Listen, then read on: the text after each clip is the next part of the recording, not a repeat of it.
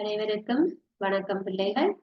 நாங்கள் இன்னைக்கு பார்க்க இருக்கிறது தரம் 7 மாணவர்களுக்கானது.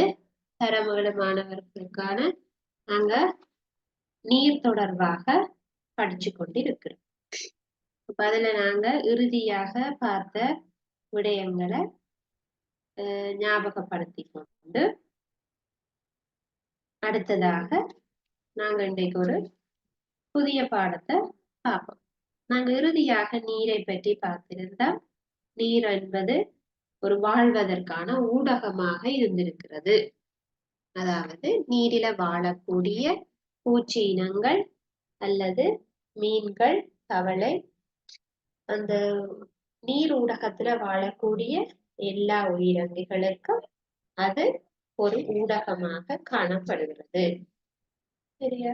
அதே மாதிரி நீரினுடைய வேற வித்தியாசமான இயல்பாக குளிர்த்தக்கூடிய இயல்பு இருக்குது, அது கரைக்கக்கூடிய இயல்பை கொண்டிருக்கிறது. இப்படி நாங்க நீர் தொடர்பாக படிச்சிருக்கிறோம்.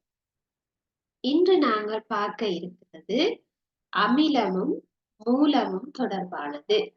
அலகு 5.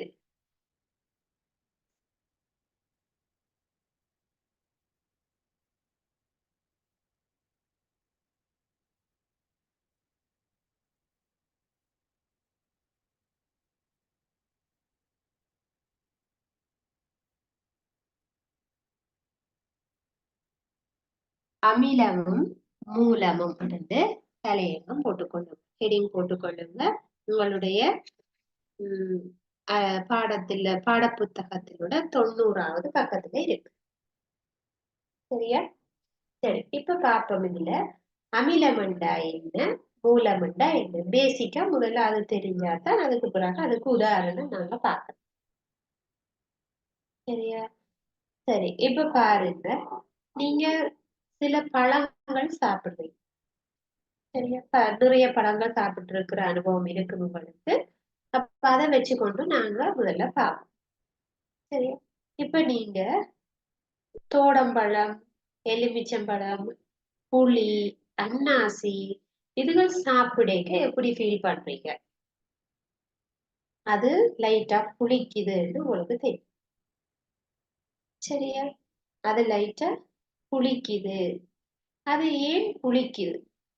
ஒரு புளிப்பு சுவை ஒன்று இருக்கிறது உங்களுக்கு தெரியும். சரி, அப்படி புளிப்பு சுவையுடையவற்றில அடங்கி இருக்கிறது அமிலம். சரியா? புளிப்பு சுவையுடையவற்றில காணப்படுறத நாங்க அமிலம் என்று சொல்லுவோம். சரியா? அதாவது அங்க இருக்கிற இரசாயன பதார்த்தங்கள் தான் அந்த புளிப்பு சுவைக்கு காரணம். புளிப்பு சுவைக்கு காரணம். தேசிக்காய், தோடங்காய் எல்லாம் ஒரு புளியாக இருக்கிறதுக்கு காரணம் அங்க அசிடிக்கான தன்மை இருக்கு. நல்லா யோசிச்சு பாருங்க.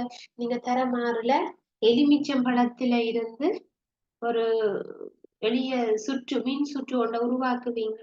ஏன் நீங்க தேசிக்காயை யூஸ் பண்ணினீங்கன்னு கேட்டா சொன்னாங்க தானே, தேசிக்காய்க்குள்ள சாறு இருக்குது, அந்த தேசிக்காய்க்குள்ள இருக்கிற சாறு தான் அமிலமாக இருக்குது, அந்த அமிலத்தினாலதான் எங்களுக்கு அந்த கரண்ட் வந்து உருவாகி இருக்கு. சரியா? தேசிக்காய்க்குள்ள 2 தகடுகளை நாங்க குத்தி விட்டுட்டு என்ன செய்தனாங்க, அதை ஒரு வயரால ஒரு பல்புல தொடுத்து கேட்க அந்த பல்ப் எரியுது, ஒளிருது. எப்படி அந்த 2 தகடும் தேசிக்காயில குத்தி விட்டா பல்ப் ஒளிருது? தேசிக்காய்க்குள்ள நீங்க குத்தின இடத்துல 2 சைடு அமிலத்துல குத்துறீங்க. தேசிக்காய்க்குள்ள சாறு இருக்கு, புளிப்பு சுவையுடைய சாறு, அதுதான் அமிலம். அதனால அங்க ஒரு இரசாயன தாக்கம் நிகழ்ந்து எங்களுக்கு இதுல கரண்ட் உருவாகி இருக்கு. அப்ப அந்த தேசிக்காய்க்குள்ள இருக்கிற சாறு அமிலச்சாறு. சரியா? அந்த அமிலம் என்றது இரசாயன ஒரு சேர்வை. அதுதான் அந்த புளிப்பு சுவைக்குரிய காரணம். சரியா? அப்ப சில வேளை பாருங்க, வீட்டுல தேனி தேனி கொட்டினா வந்து அப்பச்சோடா பூச சொல்லுவினா. சரியா? அல்லது இந்த மண்ணுக்கு சில பேர் என்ன செய்வோம்னா சுண்ணாம்பு போடுவாங்க, அல்லது இந்த சாம்பல் கொட்டுறது. சரியா? சில பேருக்கு இந்த இரைப்பை அழற்சி, அதாவது இரைப்பையில புண்ணுன்னு சொன்னா ஒரு அந்த பானி ஒன்று குடுப்பாங்க. சரியா? அப்ப அந்த மாரி இருக்கிற பொருட்கள், அதச் சொல்றது மூலங்கள். இப்ப பாருங்க, தேனீ கொட்டினா அதுல அப்பச்சோடாவ போட சொல்லி சொல்றோம். சரியா? அதே மாதிரி இந்த வயிற்றுல எரிவு, அதாவது வயிற்றுப்புண், வயிற்றுல புண் இருந்தா மெக்னீசியம் பாலன்று ஒரு டோனிக், ஒரு பிங்க் கலர்ல ஒரு திரவம் ஒன்று குடுப்பாங்க. அத குடிக்கலாம். அத குடிச்சா சரியாகுது. என்றா என்ன அர்த்தம்? வயிற்றுக்குள்ள அந்த புண் எப்படி வந்துச்சு? வயிற்றுப்புண், இரைப்பை அழற்சி. அது எப்படி வந்தது? எங்கட வயித்துக்குள்ள உருவாக்கப்படுகின்ற ஐதரோகுளோரிக் அமிலம். எங்களுடைய இரைப்பை உங்களுக்கு தெரியும்.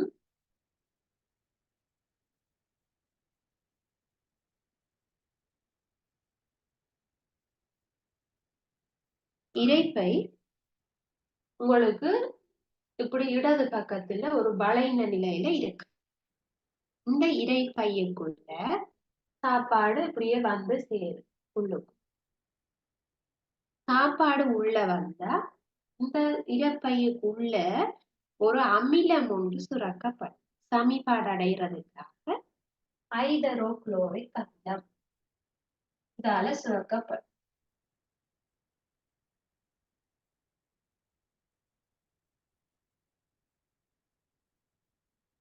ஒரு அமிலம் ஒன்று சுரக்கப்படும் இந்த இரைப்பையின் உட்புறம். அப்ப அந்த அமிலம் என்ன செய்யும்? உங்களுக்கு சும்மாவே தெரியும், அமிலங்கள் அரிக்க செய்யும். இப்ப பாருங்க, நாங்க ஏன் பரிசோதனைகள் செய்ய அசிடுகளை உங்களை தொட விடுறீங்கன்னா, இந்த அசிட் வந்து கையில பட்டாலோ என்னவோ அதுல எரிகாயங்களை உண்டாகும்.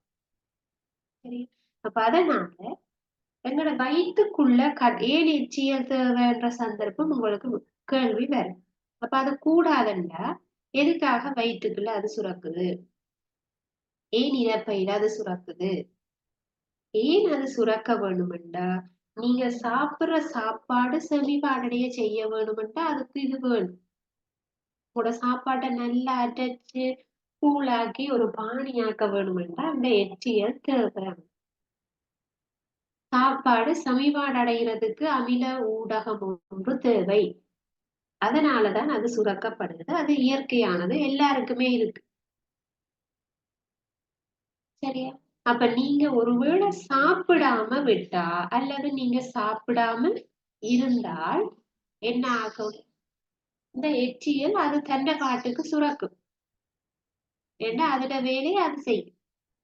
எச்சியல் என்ன செய்யும்? சுரந்து கொண்டு இருக்கு. அந்த சுரந்த எச்சியல் என்ன செய்யும்? உள்ளுக்க வந்து நிக்கும். எதுக்கு நிக்கும்? நீங்க சாப்பிடுவீங்க, அந்த உணவோட கலக்குறதுக்காக நிக்கும். ஒருவேளை நீங்கள் சாப்பிடாட்டி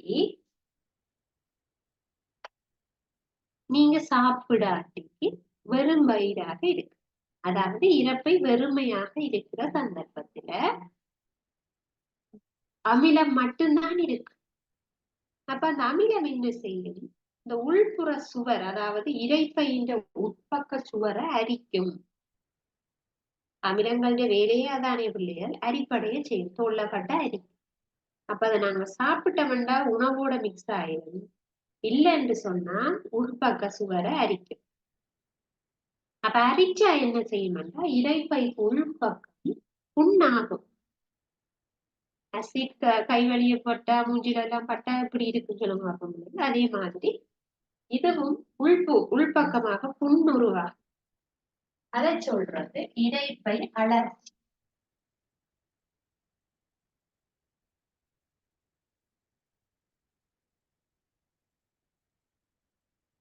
இதைத்தான் நாங்க சொல்லுவோம் இரைப்பை அழற்சி என்று சொல்லுவோம். இரைப்பையில புண், வயிற்றுப்புண் என்று சொல்லுவார் பெரும்பாலும் பழைய காலத்தாக்கள். வயிற்றுப்புண் என்று சொல்லுவோம். அது இரைப்பையினுடைய அழற்சி என்று நாங்க விஞ்ஞானத்துல சொல்லுவோம்.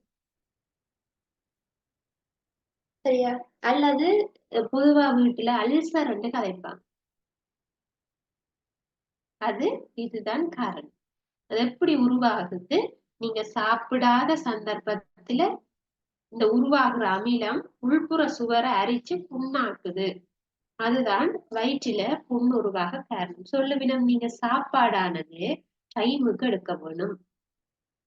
அதாவது இது எப்பவும் சுரந்து கொண்டே இருக்கும். நீங்கள் ஒவ்வொரு டைமுக்கும் சாப்பிட்டு கொண்டிருந்தா அது மிக்ஸ் ஆகி கொண்டிருக்கும். அப்ப இதனால உங்களுக்கு எந்த பிரச்சனையும் வராது. ஆனா நீங்க சாப்பிடாம விட்டா இந்த சுவரை என்ன செய்யும்? அதை அரிச்சு கொண்டிருக்கும். அரிச்சா இறப்பையில புண்ணு வந்துடும். புண்ணு வந்த பிறகு என்ன நடக்கும்? உங்களால உரைப்பான சாப்பாடு சாப்பிட இயலாது. இந்த நெஞ்சு வயிற்று பகுதியெல்லாம் ஏறியும் விடுமா, அல்லது இந்த சாப்பிடுற சாப்பாடு புளிச்சு கொண்டு மேல் பக்கமா மேல வரும், வாய்க்கு புளிச்சு கொண்டு. சரி, அப்படியான சந்தர்ப்பங்கள் ஏற்படும் வயிற்றில புண்ணுருவானா.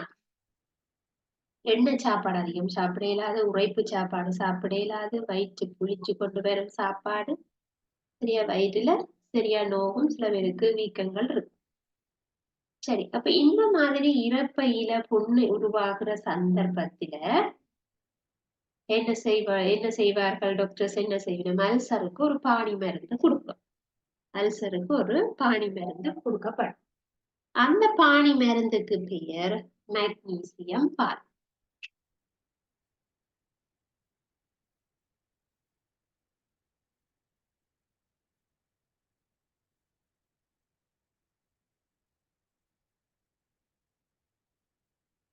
மெக்னீசியம் பால், அது MgOH twice என்று நாங்க சொல்லுவோம். இது ஒரு காரம் அல்லது மூலம். காரமும் மூலமும் ஒன்றுதான்.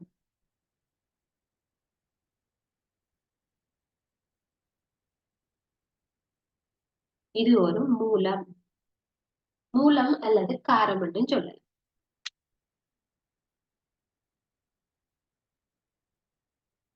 அப்படின்னு சொல்லலாம், அப்படின்னு சொல்லலாம். மூலம் அல்லது காரம். சரி, ஏன் இரைப்பை புண்ணுக்கு நாங்க மெக்னீசியம் பால் கொடுக்கிறோம்னா, இது மூலம், இரைப்பையில இருப்பது அமிலம். அப்போ ஒரு அமிலத்துக்கு அசிட்டுக்கு ஒரு பேஸ் மூலத்தை வந்து கலந்தவன்டா ரெண்டும் சேர்ந்து நடுநிலை ஆகும். நடுநிலை என்றா அது அமிலமாகவும் இருக்காது, காரமாகவும் இருக்காது, ஒரு சரியான நடுநிலைக்கு வரும். ரெண்டும் சேர்ந்து நடுநிலை. அதாவது நீர் என்பது நடுநிலை. தண்ணி தண்ணி ஒரு புளிப்பு சுவையா இருக்கா அல்லது காரமாக இருக்காண்டா? ரெண்டுமே இல்லை, நடுநிலை. அப்ப உங்களுடைய வயிற்றை நடுநிலைப்படுத்துவதற்காக நாங்க இந்த மெக்னீசியம் இந்த டோனிக்கை வந்து குடிக்கணும். அதாவது இந்த அல்சர்காரர் வந்து சில பேர் அந்த டேப்லெட்ஸா யூஸ் பண்ணுவாங்க, மூலம் அல்லது இந்த மாதிரி பானியாக குடிப்பார். சரி, அப்ப எங்களுக்கு அன்றாட வாழ்க்கையில இந்த ரெண்டுமே பயன்பாட்டுல இருக்கு. அமிலங்களையும் யூஸ் பண்ணுவோம், காரங்களையும் யூஸ் பண்ணுவோம். அப்ப இன்றைக்கு நாங்க என்ன பார்க்க போறோம்? அமிலங்களுக்கும் மூலங்களுக்கும் என்னென்ன உதாரணங்கள் இருக்கு, என்னென்ன உதாரணங்கள் இருக்கு. அதாவது நாங்க அன்றாட வாழ்க்கையில பயன்படுத்தக்கூடிய பொருட்கள்ல எது அமிலம் எது மூலம் என்று பார்ப்போம். இந்த ரெண்டையும் சேர்ந்தா வாரத நடுநிலை என்று சொல்லும். அது மூல இயல்பையோ அமிலத்துக்குரிய இயல்பையோ காட்டாதது நடுநிலை பதார்த்தம். மூலம், அமிலம், இதை தவிர நடுநிலை.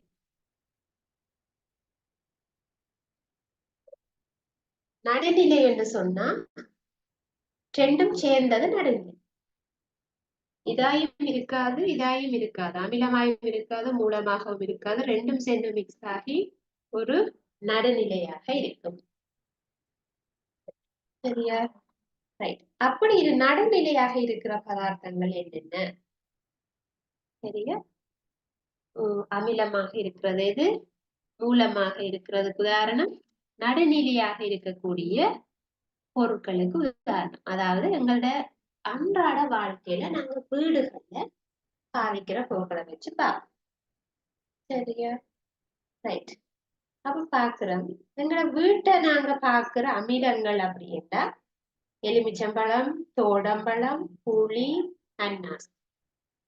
வீடுகள்ல பார்க்கக்கூடிய அமிலம்.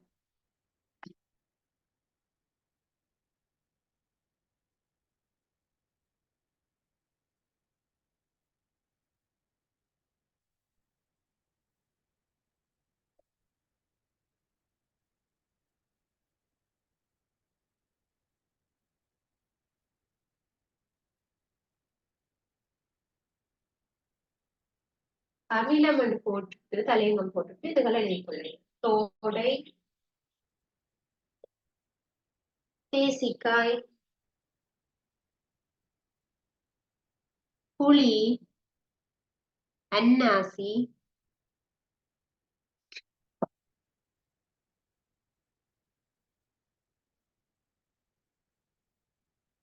வினாகிரி,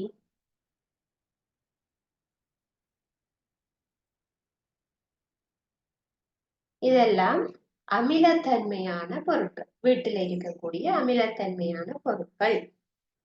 அடுத்தது மூலங்கள் என்று போட்டு எழுதுங்க.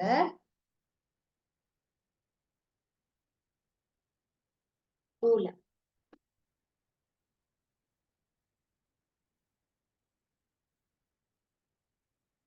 ஆம்பல்,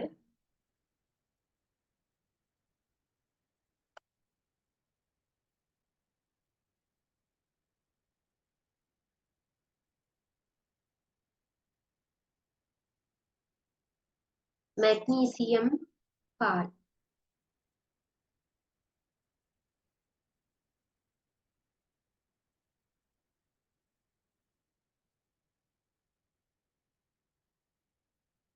சவர்க்காரம், சவர்க்கார நீர். சவர்க்காரத்திலேயே காரம் என்று இருக்கும்.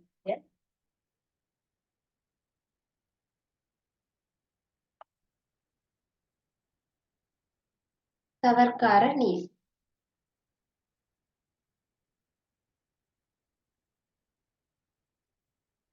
சரி, எழுதிக் கொள்ளுங்க. மூலம் என்று போட்டு சாம்பல், அப்பச்சோடா, மெக்னீசியம் பால், சவர்க்கார நீர்.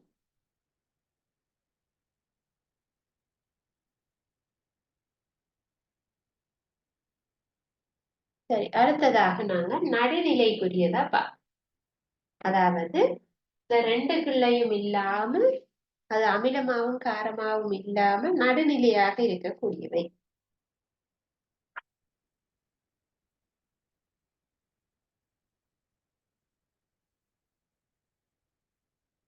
நீர்,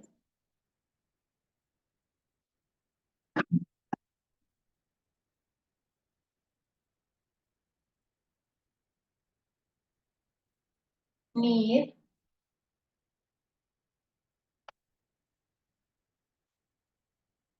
மதுசாரம், உப்பு கரைசல்,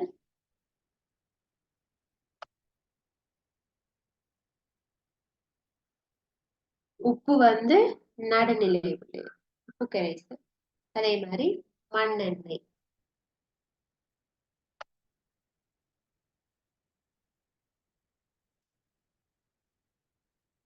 மண்ணெண்ணெய் இதெல்லாம் நடுநிலையா இருக்கு. அது அசிடாவும் இருக்குது, பேஸாவும் இருக்காது. இது ரெண்டும் சேர்ந்து நடுநிலையாக இருக்கும். நீங்க குடிக்கிற தண்ணி வந்து ஒரு நடுநிலையான பதார்த்தம். அப்ப தனித்தனியாக அவற்றுக்கு நீங்க உதாரணம் போட்டுக்கொள்ளுங்க. இது வீடுகள்ல நாங்க சாதாரணமாக பார்க்கக்கூடிய அமிலங்களும் காரங்களும். சரியா? அப்ப புளிப்பு சுவையுடையவை அமிலங்கள் என்று நாங்க சொல்லுறோம்.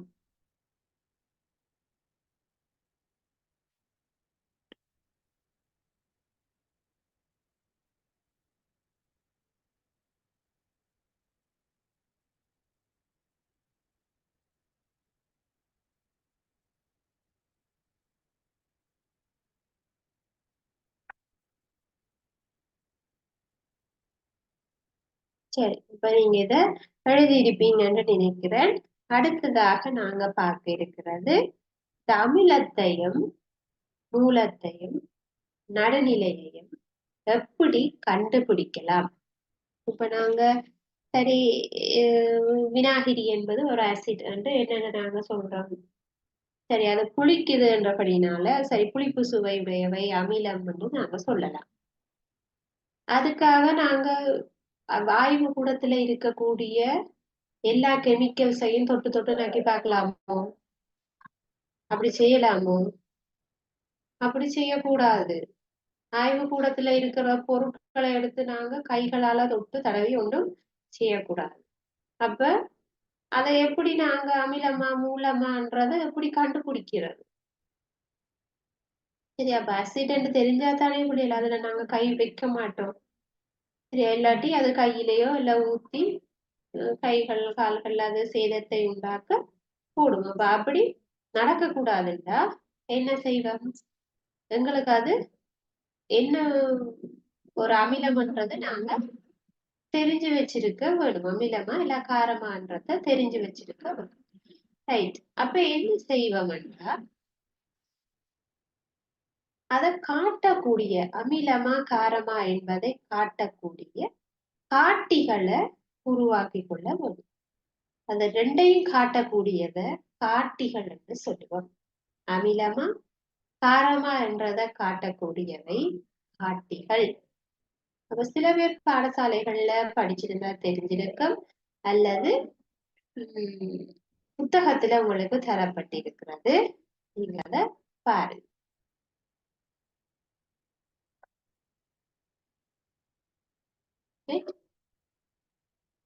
வீட்டிலையும் பாடசாலையும் காணப்படக்கூடிய அமிலத்தையும் காரங்களையும் எப்படி இனங்காணும் பாருங்க. இதுல உங்களுக்கு ஒரு செயற்பாடு வந்து தரப்பட்டிருக்கு. செவ்வரத்தம் பூவையும் எலுமிச்சஞ்சாறையும் வினாகிரி கவர்கார நீர் சுண்ணாம்பு நீர் சாம்பல் கரைத்த நீர் உப்பு கரைத்தல் மற்றது நீர். இதுல என்ன செய்யப்பட்டிருக்குன்னா இந்த செவ்வரத்தம் பூவை ஒரு காட்டியாக யூஸ் பண்ணி இருக்கு. செவ்வரத்தம் பூவை ஒரு காட்டியாக யூஸ் பண்ணிருக்கு. காட்டியாக அமிலமா மூலமா என்பதை இனங்காண்பதற்குரிய ஒரு காட்டி. அமிலமா காரமான்றத இனங்காண்ற ஒரு காட்டியாக யூஸ் பண்ணிருக்கு. சரி, முதல்ல அவிச்செடுத்தா எப்படி இருக்கும்? சிவப்பு கலர்ல இருக்கு. சில பேர் அவிச்செடுக்கிறது அல்லது சில பேர் கசக்கி அதுல சாரை வந்து எடுத்துக்கொள்ளுங்க. தெரியாத சில பேர் கசக்கி அந்த சாரை எடுத்து அந்த சாறுலையும் செய்யக்கூடும். நீங்க எப்படி அந்த சாரை எடுத்தாலும் தெளிவாக இனம் காணக்கூடிய மாதிரி இருக்கும். முதலாவது சாரை எடுக்கட்டும். இரண்டாவது என்ன செய்யட்டாம்? கீழே தரப்பட்டுள்ள அட்டவணையில சம அளவு, அதாவது 2 ml-க்கு வெவ்வேறான திரவங்கள், வேற வேற திரவங்களை எடுத்து விடட்டாம். சரியா? வேற வேற திரவங்களை ஒரே அளவில் எடுக்கட்டாம். என்னன்னா நீங்க வேற வேற அளவில் எடுத்து சிலவேளை நிறம் மாறினதுக்கு ஒருவேளை நீங்க கூட விட்டதுனாலதான் கலர் சேஞ்ச் ஆச்சோ அப்படி என்று சிலவேளை யோசிப்பீங்க. அதுக்காக ஒரே அளவுல நீங்க எடுத்துக்கொள்ளும். செவ்வரத்தம் பூச்சாறில 2 துளிகளை ஒவ்வொரு சோதனை குழாய்களையும் விட்டு நன்றாக கலக்கட்டாம். சரியா? அந்த சாரை எடுத்திருப்பீங்க, அதை ஒவ்வொன்றுக்கையும் கொஞ்சம் கொஞ்சமா விடட்டும். பெறப்படும் அவதானத்தை அட்டவணையில குறித்து கொள்ளுங்கள். சரியா? அப்ப இதுல இருந்து ஒரு அட்டவணை ஒன்று கீழே தந்திருக்கு பாருங்க. எல்லார்ட்டையும் புத்தகம் இருக்கு, புத்தகத்துல பார்த்துக்கணும். அப்ப இதுல என்ன செய்திருக்கணும்னா இந்த அட்டவணையில எடுத்த ஒவ்வொரு கரைசல்களையும் காட்டியிருக்கு. சரியா? அதாவது எலுமிச்சம்பழ சாறு எடுத்திருக்கு, வினாகிரி எடுத்திருக்குது, அடுத்தது சவர்க்கார நீர் எடுத்திருக்குது, சுண்ணாம்பு நீர் எடுத்திருக்குது, சாம்பல் கரைத்த தண்ணீர் எடுக்கப்பட்டிருக்குது, உப்பு கரைசல் நீராகியன எடுக்கப்பட்டிருக்கு. சரியா? பாருங்க, அமிலம் அல்லது மூலம் அல்லது நடுநிலை, இது என்ன பதார்த்தம்ன்றத பக்கத்துல அதை போட்டு தந்து வைக்கும். இப்ப எலுமிச்சம்பழ சாறுன்றது அமிலம்ன்றது எங்களுக்கு முதல்லயே தெரியும். ஏன்னா அது புளிப்பு சுவையுடையது. ஆகவே அது ஒரு அசிட். வினாகிரியும் புளிப்பு சுவையுடையது. அது ஒரு அசிட். சரியா? அதே மாதிரி சவர்க்கார நீர்னா காரம். அது மூலம். சரியா? அதே மாதிரி சுண்ணாம்பு நீர் என்றது சுண்ணாம்பு காரம். ஆகவே அது மூலமாக இருக்கு. அவையே தந்திருக்கு. சாம்பல் காரம். சாம்பல் காரம். உப்பு நடுநிலை. உப்புண்டா நம்ம சாதாரணமா வீட்டுல வச்சிருக்கிற உப்பு. அதே மாதிரி நீர் நாங்க குடிக்கிற தண்ணியானது நடுநிலை. அது காரமும் இல்லை ஆசிடும் இல்லை. இப்ப நாங்க செவரத்தம் ஒவ்வொரு 2 துளி விடையக்குல என்ன நிறம் வருதுன்னு பார்ப்போம். இப்ப இதுல நாங்க அசிட் தன்மையுடைய சாறுகளுக்கு செவரத்தம் பூச்சார விட்டோம்னா அதுல கலர் சேஞ்ச நீங்க பார்க்கலாம். சரியா? அதாவது அமிலங்களோட அது கலரை காட்டாது. அப்ப என்ன கலராக இருக்கும்? அதே ரெட் கலர்ல தான் இருக்கும். சிவப்பு நிறத்துல தான் இருக்கும்.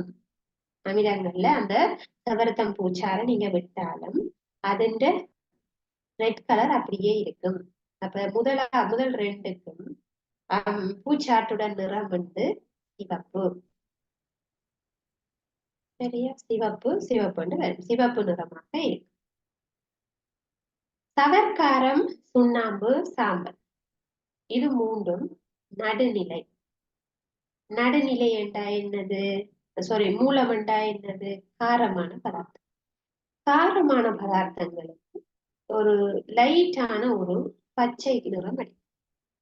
ஒரு என்னன்னு சொல்ற நல்ல பச்சை என்று சொல்லல, அதாவது இலைகள்ல இருக்கிற பச்சை என்று சொல்லல, அதை விட கொஞ்சம் டார்க்கான ஒரு பச்சை ஒன்று அடிக்கும். சரி, அப்ப அடுத்த மூன்றுக்குமே ஓரளவுக்கு பச்சை நிறம் வரும். உப்பு கரைசலுக்கும் நீருக்கும் என்ன செய்யட்டா நிறமாற்றத்தை காட்டாது. அதே கலராகத்தான் இருக்கு. தண்ணிக்குள்ள நீங்க செவ்வரத்தம் பூச்சார கலந்தீங்கன்னா அது சிவப்பாவே இருக்கு. அப்ப செவ்வரத்தம் பூவின் நிறமானது அமிலங்களுக்கும் நடுநிலைக்கும் ஒரே மாதிரி தான் இருக்கு. அதை வச்சு கண்டுபிடிக்கிறார். ஆனா காரங்களுக்கு கலரை மாத்தும். சரியா? அதை வச்சு உங்களால அமிலமண்டா சிவப்பாக இருக்குது, காரம் என்று சொன்னா பச்சையாக மாறுகிறது. அதை உங்களால கண்டுபிடிக்க கூடிய மாதிரி இருக்கு.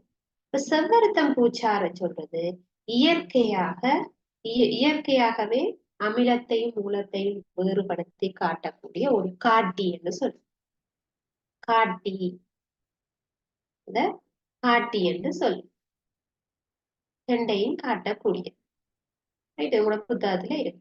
அப்ப ஆய்வு கூடத்துல ஒவ்வொரு தரக்காயும் நாங்க இந்த செவ்வரத்தம் பூச்சார கொண்டு ஒவ்வொன்றுக்கையும் ஊத்தி ஊத்தி பார்த்து கொண்டு இருக்க நேரிச்சு திரும்ப நாங்க கொண்டு செவ்வரத்தம் பூவை தேடி பிடிச்சு புடுங்கி அதை அவிச்சு அதுக்கு சாறு எடுத்து பார்க்க லேட்டா. அப்ப ஆய்வு கூடங்கள்ல என்ன காட்டிய யூஸ் பண்ணுவோம்னா என்னது? பாசிச்சாயத்தாள்.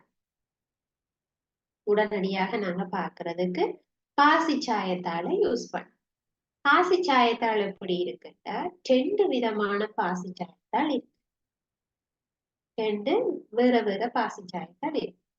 அப்ப அந்த பாசிச்சாயத்தாள் நீங்க சில பேர் பார்த்திருப்பீங்க, பார்க்காதாக்கள் புத்தகத்துல இருக்கு பாருங்க. ஒன்று நீல நிறமாக இருக்கக்கூடிய பாசிச்சாயத்தாள், மற்றையது சிவப்பு நிற பாசிச்சாயத்தாள். சரியா? மற்றையது சிவப்பு நிற பாசிச்சாயத்தாள். பாருங்க, உங்களோட புத்தகத்துல அது தரப்பட்டிருக்கு. இது சிவப்பு நிற பாசிச்சாயத்தாள், இது நீல நிற பாசிச்சாயத்தாள். இது ஒரு தாள் மாதிரி இருக்கும். இந்த ஒரு தாளை இப்படியே நீங்க கிழிச்சு ஒரு ஒரு ஒரு பக்கம் பக்கமா இருக்கு ஒண்ணுண்டா, அதுல ஒன்றை கிழிச்சு எடுத்து அந்த திரவம் நீங்க என்ன திரவம் எடுக்கிறீங்களோ அந்த திரவத்துக்குள்ள வச்சு பார்த்தா இந்த பேப்பர்ல சேஞ்ச் ஆகிறது தெரியும். அதாவது அந்த கலர் வந்து சேஞ்ச் ஆகும். உங்க பேப்பர் எப்படி கலர் சேஞ்ச் ஆகும்? ஒருவேளை நீங்க இந்த சிவப்பு நிற இந்த பேப்பரை பாசி சாயத்தால கொண்டு போய் ஒரு மூலத்துக்கு வச்சா ஒரு கார கரைசல்ல நீங்க கொண்டு போய் இந்த சிவப்பு நிற பாசி சாயத்தால பிச்சு வச்சீங்கன்னா இந்த சிவப்பா இருக்கிறது பச்சையா இந்த நீலமா மாறும். நீல கலரா இந்த பேப்பர் மாறும். அத வடிவா பார்க்கலாம் இல்லையா? லேப்ல இதெல்லாம் சின்ன சின்ன டெஸ்ட் செய்து பாருங்க டீச்சர்கிட்ட சொல்லி. சரியா? அப்ப இது வந்து நீங்க எடுக்கப்பட்டிருக்கிற அந்த பதார்த்தம், அந்த பதார்த்தத்துக்குள்ள நீங்க சிவப்பு நிற பாசி சாயத்தால கொண்டே வச்ச நீங்கள் வைக்கைக்குள்ள அதோட கலர் மாறுது. இப்ப கலர் மாறுதுன்னா அது காட்டுது நீங்க எடுத்தது அமிலமா மூலமான்றத காட்டுது. சரியா? ரைட். அப்ப இதுதான் இந்த 2 பாசி சாயத்தால். ஏன் பாசி சாயத்தால் ஒன்று இருக்கலாம் தானே? எதுக்காக 2 கலர்ல இருக்குன்னா பாசி சாயத்தால் அமிலத்துக்கு ஒரு கலரையும் காரத்துக்கு இன்னொரு கலரையும் தான் காட்ட வேண்டும். சரியா? அப்ப எங்களுக்கு சிவப்பு நிற பாசி சாயத்தால் அதாவது அமிலங்களினுடைய நிறம் என்பது சிவப்பு. பாசி சாயத்தால அமிலத்துக்குரிய நிறம் என்பது சிவப்பு. காரத்துக்குரிய நிறம் என்பது நீலம். சரியா? அப்ப அமிலத்துக்குள்ள இந்த சிவப்பை கொண்டே வச்சீங்கன்னா இப்ப உதாரணமாக HCl. சரியா? HCl கொண்டு போய் நீங்க வைக்கிறீங்க. அப்ப HCl என்ன செய்யும்? HClன்றது ஒரு மூலம். அப்ப மூலத்துக்குள்ள கொண்டு போய் அமிலம். அமிலத்துக்குள்ள கொண்டு போய் நீங்க இந்த சிவப்பு பாசி சாயத்தால வச்சீங்கன்னா என்ன செய்யும்? அது சிவப்பாகவே இருக்கு. ஆனா இந்த நீல பாசி சாயத்தால கொண்டு போய் இதுக்குள்ள வச்சீங்கன்னா என்ன செய்யும்? அது சிவப்பா மாறும். எது? நீல பாசி சாயத்தால் சிவப்பா மாறும். ஏன் சிவப்பா மாறுது? HClன்றது அமிலம். அமிலத்துக்குரிய கலரைத்தான் அது காட்ட வேண்டும். அமிலத்துக்கு என்ன கலர்? சிவப்பு. அப்ப அது சிவப்பு பாசி சாயத்தால வச்சா சிவப்பாவே இருக்கும். அல்லது நீல பாசி சாயத்தால கொண்டே வச்சாலும் அது சிவப்பா மாறி நிற்கும். விளங்கிட்டுதா? அப்ப இதுக்காகத்தான் என்ன செய்து இந்த பாசி சாயத்தால 2 விதமான பாசி சாயத்தால் இங்க நாங்க பார்க்கணும். சரியா? ரைட். அப்ப இதுல 2 பாசி சாயத்தால மட்டும்தான் இருக்குதா? அல்லது வேற வேற காட்டிகள் இருக்குதா? காட்டி என்னது? எங்களுக்கு இந்த எது அமிலம் எது மூலம்ன்றத காட்டக்கூடிய காட்டிகள் வேற ஏதாவது இருக்குதா சொல்லி பார்ப்போம். சரியா? ஆய்வு கூடத்துல நாங்க பார்க்கக்கூடியது முதலாவது மிகவும் சிம்பிளானது இந்த இந்த பாசி சாயத்தால் தான் மிகவும் இலகுவானது. அப்ப பாசி சாயத்தால 2 விதமான கலர் இருக்குன்னு சொல்றோம். அப்ப அவர்கள் அந்த பொக்ஸுக்கையே சிவப்பு பாசி சாயத்தால சிவப்பு நிறத்தாலையும் நீல பாசி சாயத்தால நீல நிறத்தாலையும் உங்களுக்கு அடையாளப்படுத்தி இருக்கிறது. சரியா? அப்ப பாசி சாயத்தாள்கள் போடப்பட்டிருக்கு. 2 கலரும் இருக்கு. அந்த 2 கலரும் அமிலத்துடன் காட்டுற நிறம் எது? மூலங்கள் அல்லது காரத்துடன் காட்டுற நிறம் எது? கலர்லயே உங்களுக்கு போட்டு காட்டு. அப்ப இந்த பொக்ஸுக்கு ஒண்ணுமே எழுதலையேன்னு நீங்க யோசிக்க கூடாது. அவர்கள் என்ன கலரை காட்டுமன்றத கலர் பண்ணித்தான் உங்களுக்கு காட்டி. சரியா? அப்ப இது எப்படி விளங்கி கொள்றது? இது எப்படி புரியாம இருக்கும் சில பேர். இப்ப முதலாவது இப்படி பாருங்க. பாசி சாயத்தால சிவப்பு நிறத்தை எடுத்து அமிலத்துல வைக்க முதலாவது. சரியா? இந்த சிவப்பு எடுத்து அமிலத்தோட வைக்க அது என்ன கலரை காட்டிச்சுன்னு எழுதி இருக்கு? சிவப்பு. அப்ப பாசி சாயத்தால் அமிலத்தோட சிவப்பு பாசிச்சாயத்தால அமிலத்துக்க வச்சா சிவப்பு. சரியா? இதுக்குள்ள சிவப்பாகத்தான் இருக்கு. ஏன் பாசிச்சாயத்தால் அமிலமண்டா ரெட் கலர் என்று ஞாபகம் வச்சிருக்கோம். எப்படி அதை ஞாபகம் வச்சிருக்கலாம்டா, அம்மானி சிவப்புன்னு சொல்லுவாங்க. அம்மானி சிவப்பு, அமிலத்தின் நிறம் சிவப்பு. எதுக்கு? பாசிச்சாயத்தால் அமிலத்தின் நிறம் சிவப்பு. இதுல சிவப்பு ரெட் கலர். நீலமண்டா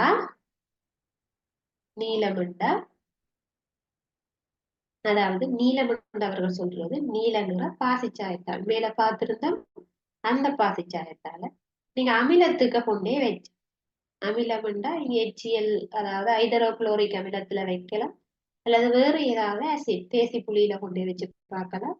ஏதாவது ஒன்றுல வச்சு பார்க்கக்குள்ள அது உங்களுக்கு ப்ளூ கலரா தென்படும். ஏன்? பாசிச்சாயத்தால் சாரி, நீங்க அமிலத்துக்கு கொண்டே வச்சா ரெட்டாவே தான் பிள்ளைகள் இருக்கு. அமிலத்தின் நிறம் ரெட். அப்ப அது மாறாது. நீங்க மூலத்துல கொண்டே வச்சாதான் அது ப்ளூ கலரா மாறும். நீல நிற பாசிச்சாயத்தால் அமிலத்துல வச்சா ரெட்டா மாற வேணும். ஏன் அப்படி மாற வேணும்? அமிலத்தின் கலர் ரெட், அது எப்பவும் ரெட்டா தான் இருக்க வேணும். எது? அமிலம் ரெட்டா இருக்க வேணும். அப்ப அது பாசிச்சாயத்தால சிவப்ப வச்சான நீலத்தை வச்சான ரெட் தான் காட்டும். அதுவே காரத்தின் நிறம்டா ப்ளூ, நீலம். அப்ப அது நீங்க சிவப்பு பாசிச்சாயத்தால வச்சான நீல பாசிச்சாயத்தால வச்சான ப்ளூ கலரைத்தான் காட்ட வேணும். ப்ளூ கலரைத்தான் காட்ட. நீங்க கன்ஃபியூஸ் ஆகாம என்னத்தை ஞாபகம் வச்சிருக்க வேணும்டா, என்னத்தை ஞாபகம் வச்சிருக்க வேணும்? அமிலத்துக்கு பாசிச்சாயத்தால் எப்பவும் ரெட்டை காட்ட வேணும், மூலத்துக்கு பாசிச்சாயத்தால் எப்பவும் ப்ளூவை காட்ட வேணும். இதை ஞாபகம் வச்சுக்கணும். நீங்க மாறி வச்சா, அதாவது பாருங்க, சிவப்பு நிற பாசிச்சாயத்தால மூலத்துக்கு காரத்துக்கு கொண்டே வைக்க அது ப்ளூவா மாற வேணும். சிவப்புல இருந்து ப்ளூவாக மாற வேணும். ஏன்? நீங்க வச்சது சிவப்பு, மாறினது ப்ளூ. சரியா? அதுவே நீல பாசிச்சாயத்தால நீங்க அமிலத்துக்கு வச்சா அது நீலம் சிவப்பா மாறி இருக்கும். பாருங்க, இது ரெண்டும் மாறி நடக்கும். மற்றும்படி சிவப்பு நிற பாசிச்சாயத்தால் அமிலத்துக்கு சிவப்பா காட்டிக்க நிற சேஞ்ச் ஆகாது, அதே ரெட் கலர் அப்படியே இருக்கு. அதே மாதிரி நீல பாசிச்சாயத்தால் மூலத்துக்கு வைக்க நிற மாற்றம் இருக்காது, அதே ப்ளூ கலரா தான் இருக்கும். விளங்கிட்டுதா? ரைட். நீங்க எதை ஞாபகம் வச்சிருக்க வேணும்? அமிலங்களோட ரெட் கலரையும் காரங்களுடன் ப்ளூ கலரையும் பாசிச்சாயத்தால் காட்டும்.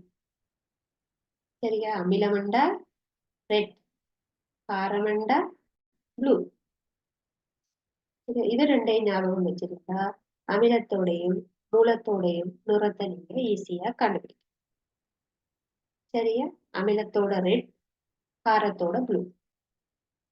இப்ப நடுநிலை பதார்த்தங்களோட என்ன கலரை காட்டுமெண்டா நிறமாற்றம் இல்லை. நிறமாற்றம் இல்லை என்றா என்னது?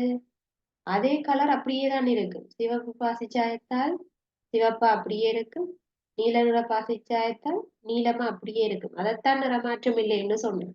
நிறமாற்றம் இல்லைன்னா வெள்ளை என்று எழுதுறேன். சரியா? நடுநிலை பதார்த்தங்களுடன் காட்டுற கலர்ண்டா கலர் சேஞ்ச் ஆகாது. நீங்க என்ன கலர் பாசிச்சாயத்தால வைக்கிறீங்களோ அதே கலர்ல அப்படியே இருக்கு. சிவப்பு வைக்கப்பட்ட போது சிவப்பு நிறத்தையும், நீலம் வைக்கப்பட்ட போது நீல நிறத்தையும் நடுநிலையில காட்டி. அப்ப நடுநிலைக்கு உதாரணமா நீங்க ஒரு தண்ணி எடுத்து வாட்டரை எடுத்து அதுக்குள்ள சிவப்பு பாசிச்சாயத்தால வச்சீங்கன்னா சிவப்பு நிறத்திலேயே இருக்கும், நீல நிற பாசிச்சாயத்தால வச்சா நீல நிறத்திலேயே இருக்கும். அதாவது அந்த பாசிச்சாயத்தால் மாறாது, கலர் மாறி காட்டாது. ஏன்? தண்ணி என்றது நடுநிலை. தண்ணி என்றா நடுநிலை. அப்ப அது நடுநிலையா இருக்கிறதுல எந்த ஒரு கலர் சேஞ்சையும் காட்டாது. அப்ப இப்ப நீங்க ஒரு அட்டவணை உண்டு போட வேணும். நாங்க கேள்வி எழுதிக்கல பார்ப்போம். அப்ப இதற்கேற்ப கீழே பாருங்க தந்திருக்கு. அமிலங்கள் நீல பாசி சாயத்தாளை சிவப்பு நிறமாக்குகின்றன. சரியா பாருங்க, அமிலங்கள் நீல பாசி சாயத்தாளை சிவப்பாக மாற்றும். சரி, சிவப்பு பாசி சாயத்தாளின் நிறத்தில் மாற்றத்தை ஏற்படுத்துகிறார். பாருங்க, அமிலங்கள் சிவப்பு பாசி சாயத்தாள்ல நிறமாற்றத்தை ஏற்படுத்தல, அப்படியேதான் இருக்கு. ஆனா நீல பாசி சாயத்தால சிவப்பாக மாற்றி இருக்குன்னு சொல்லி இதை வாசிச்சு பார்த்தா விளங்கும். அதுவே மூலங்கள், அதாவது காரங்கள், சிவப்பு பாசி சாயத்தால நீல நிறமாக்குது. பாருங்க, மூலங்கள் இங்க இருக்கு, இங்க இருக்கு. சிவப்பு நிற பாசி சாயத்தாலை நீளமாக மாற்றுது. ஆனா நீல நிறத்துல இருக்கிற பாசி சாயத்தால மாற்றல, அப்படியே நீளமா இருக்கு. கீழே அவர்கள் அதை சொல்லியிருக்கு. சரியா? ரைட். அடுத்தது, இப்ப இன்றைக்கு நாங்க பார்த்தது பற்றி முதல்ல இருந்து பார்ப்போம். நாங்க இன்றைக்கு அமிலங்கள் மூலங்கள் பற்றி பார்த்து கொண்டு இருக்கிறோம். அமிலங்கள் மற்றும் மூலங்கள் தொடர்பாக பார்த்து கொண்டு இருக்கிறோம். அதுல என்னென்ன பார்த்தோம்? வீட்டில இருக்கிற அமிலமாக இருக்கிற பொருட்கள், அதாவது புளிப்பு சுவையுடையவை பெரும்பாலும் அமிலம். மூலமாக இருக்கிறது அல்லது காரமாக இருக்கக்கூடிய பதார்த்தம், சாம்பல் அல்லது சாம்பல் நீர், அப்பச்சோடா, மெக்னீசியம் பால், சவர்க்கார தண்ணி மூலமாக இருக்கக்கூடிய பொருட்கள். அதே மாதிரி நடுநிலையாக இருக்கக்கூடிய பொருட்கள், அதாவது அது ஒரு அசிடும் இல்ல பேஸும் இல்ல, நடுநிலையா இது ரெண்டும் சேர்ந்த நடுநிலையாக இருக்கக்கூடிய பொருள் என்றால் தண்ணி. சாதாரணமாக நாங்க வீட்டுல யூஸ் பண்ற தண்ணி, மதுசாரம், உப்பு, மண்ணெண்ணெய், இதெல்லாம் நடுநிலைக்குரிய பதார்த்தம். சரியா? இது தவிர என்ன பார்த்திருக்கிறோம்? இது மூலமா அல்லது அமிலமா நடுநிலையான்றதை கண்டுபிடிக்கிறதுக்கு காட்டிகளை பயன்படுத்தும். இந்த காட்டிகள்ல இயற்கையாக இருக்கிற ஒரு காட்டி வந்து செவ்வரத்தம் பூ. செயற்கையாக நாங்க பார்த்த இப்ப ஆய்வுக்கூடத்துல பயன்படுத்துற ஒரு காட்டி பாசி சாயத்தாள். சரியா? அதுலயும் பாசி சாயத்தால் இரண்டு இருக்கு. ஒன்று நீல நிறம், இன்னொன்று சிவப்பு நிறம். சரியா? ரைட். இப்ப செவ்வரத்தம் பூச்சார அமிலங்களுக்கு விடையில அதுல எந்த கலரும் சேஞ்ச் ஆகல. அந்த செவ்வரத்தம் பூவின் சாறு காரங்களுக்கு விடைக்க லைட்டான ஒரு கிரீன் கலர் தோன்றுது, பச்சை நிறம் வந்து தோன்றுது. அதுதான் செவ்வரத்தம் பூ அமிலத்தோடையும் காரத்தோடையும் காட்டுறது. நடுநிலையோட எந்த மாற்றத்தையும் காட்டாது. அதே மாதிரி பாசி சாயத்தாள்ல ரெண்டு விதமான பாசி சாயத்தாள் இருக்குது. நீல பாசி சாயத்தாள், சிவப்பு பாசி சாயத்தாள். சிவப்பு பாசி சாயத்தாள் அமிலத்தோட கலரை காட்டாது. ஏன்? அமிலத்தின் சிவப்பு நிறமானது பாசி சாயத்தாலும் சிவப்பா இருக்கிறதுனால கலர் சேஞ்ச் ஆகாது. ஆனால் நீல நிறமாக இருக்கிற பாசி சாயத்தால் அமிலத்துக்கு வைக்கக்குள்ள சிவப்பாக மாற்றி காட்டும். இதே போல நீல நிற பாசி சாயத்தால் எடுத்தோம்னா அது காரங்களோட எந்த கலரையும் சேஞ்ச் பண்ணாது. ஏன்? நீல நிறம் காரத்துக்குரிய நிறம். நீங்க நீல நிற பாசி சாயத்தாலேயே கொண்டு போய் வைக்க அது எந்த கலர் சேஞ்சையும் காட்டாது. ஆனா சிவப்பு பாசி சாயத்தால கொண்டு போய் காரத்துக்கு வச்சா அது நீளமாக மாறும். அதாவது காரத்துக்குரிய நிறம் நீலம், நீங்க சிவப்பு பாசி சாயத்தால் கொண்டு போறீங்க, ஆகவே அது தண்ட கலரை சேஞ்ச் பண்ணி காட்டும். சரி, அதுவே நடுநிலை பதார்த்தங்களோட எப்படி காட்டும் பாசி சாயத்தால்னா தன்னுடைய அதே கலரைத்தான் காட்டும். இப்ப தண்ணிக்குள்ள சிவப்பு நிற பாசி சாயத்தால் வச்சா சிவப்பா இருக்கும், நீல நிற பாசி சாயத்தால் வச்சா நீளமாக இருக்கும். இப்ப இன்றைய வகுப்புல நாங்க அமிலங்கள், மூலங்கள், நடுநிலைக்குரிய பொருட்கள் பற்றி பார்த்திருக்கிறோம். வேண்டிய வகுப்பு உங்களுக்கு விளங்கி இருக்கும் நினைக்கிறேன். இதனுடைய தொடர்ச்சியை நாங்கள் அடுத்த வகுப்புல பார்க்கலாம். தேங்க்யூ.